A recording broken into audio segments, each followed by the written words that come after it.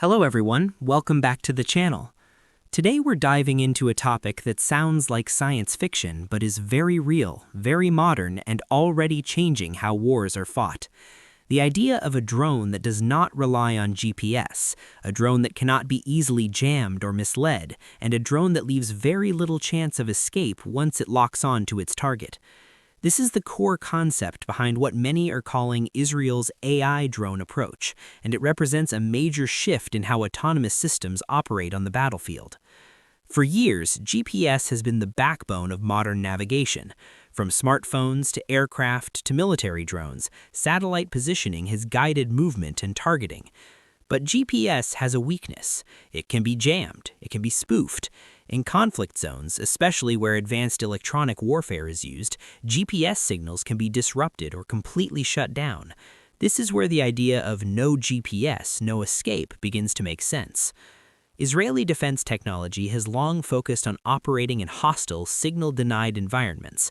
Instead of depending on satellites, these drones are designed to see and think their way to a target.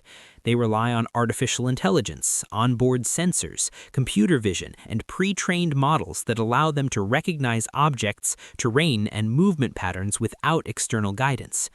At the heart of this system is visual navigation. Rather than asking satellites where they are, these drones compare what they see in real time with stored maps and visual data. Roads, buildings, terrain shapes, and even shadows become reference points. The drone essentially navigates the way a human might by recognizing landmarks and understanding spatial relationships. This approach makes the drone incredibly difficult to stop using traditional methods.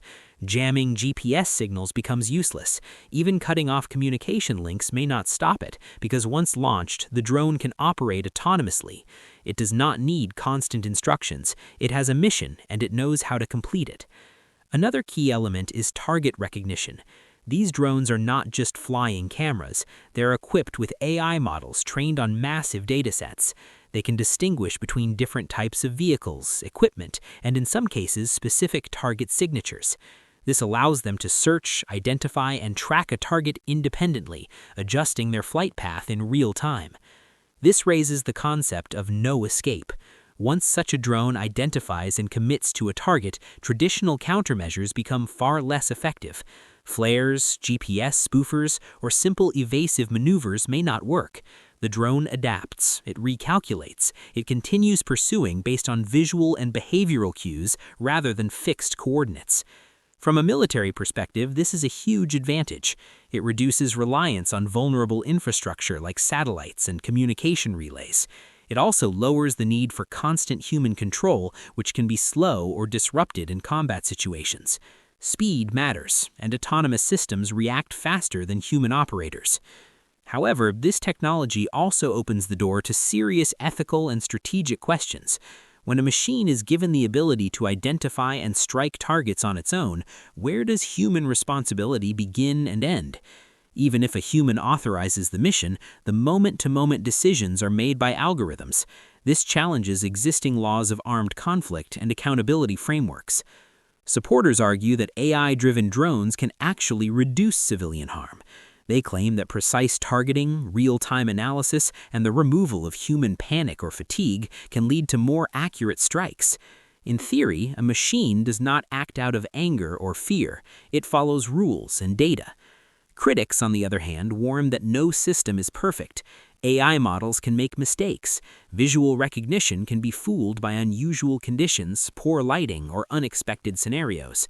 A misidentified target could have devastating consequences, especially when the system is designed to operate without human intervention once launched.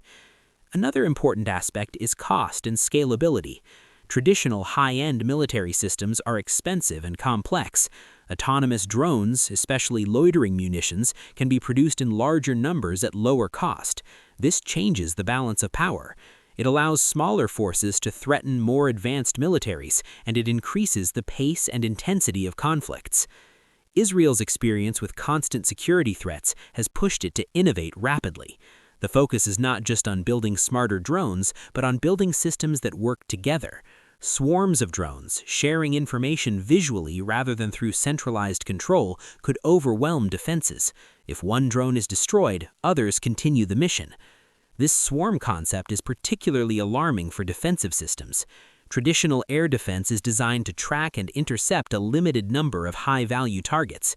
Dozens of small, autonomous drones approaching from different angles, each making independent decisions, present a much harder problem. The phrase "no GPS, no escape" also reflects a broader trend in modern warfare. As electronic warfare becomes more common, militaries are learning that dependence on external signals is a liability. Future systems are being designed to be self-reliant, resilient, and adaptive. This technology is not limited to one country or one conflict. What starts as a cutting-edge capability for a technologically advanced military often spreads. Other nations are developing similar systems. Non-state actors may eventually gain access to simplified versions. This raises global security and the potential for misuse. Beyond warfare, the underlying technology has civilian applications. Visual navigation without GPS could be useful for search and rescue, disaster response, and autonomous transport in environments where signals are weak or unavailable. The same AI that allows a drone to hunt a target could help locate survivors after an earthquake. Still, the military use defines the public perception. When people hear about autonomous drones that cannot be jammed and don't miss, fear is a natural reaction. It feels like a step toward a future where human control is reduced and decisions of life and death are delegated to machines. Governments and international organizations are already debating regulations. Some call for a ban on fully autonomous lethal weapons. Others argue that regulation should focus on use, not development, and that autonomy itself is just another tool.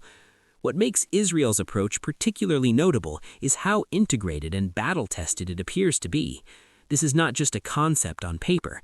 These systems are reportedly being used, refined, and improved in real operational environments. That feedback loop accelerates development and makes the technology more effective over time. As we look ahead, it's clear that GPS-denied autonomy is not a niche feature. It is becoming a requirement.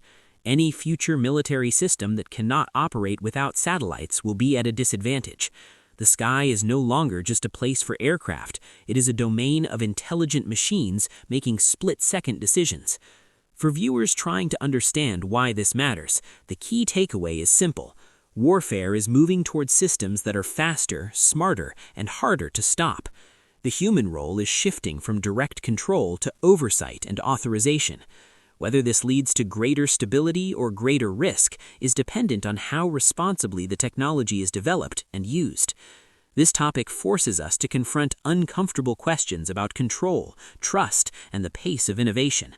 Technology does not slow down to match our ethical debates. It moves forward, driven by competition and perceived necessity. Understanding it is the first step towards making informed decisions about its future. If you think about it, "no GPS, no escape" is more than a catchy phrase. It's a snapshot of where modern conflict is headed. A world where machines navigate by sight, decide by data, and act at speeds beyond human reaction. Whether that future is safer or more dangerous is still an open question, and one we'll continue to explore together.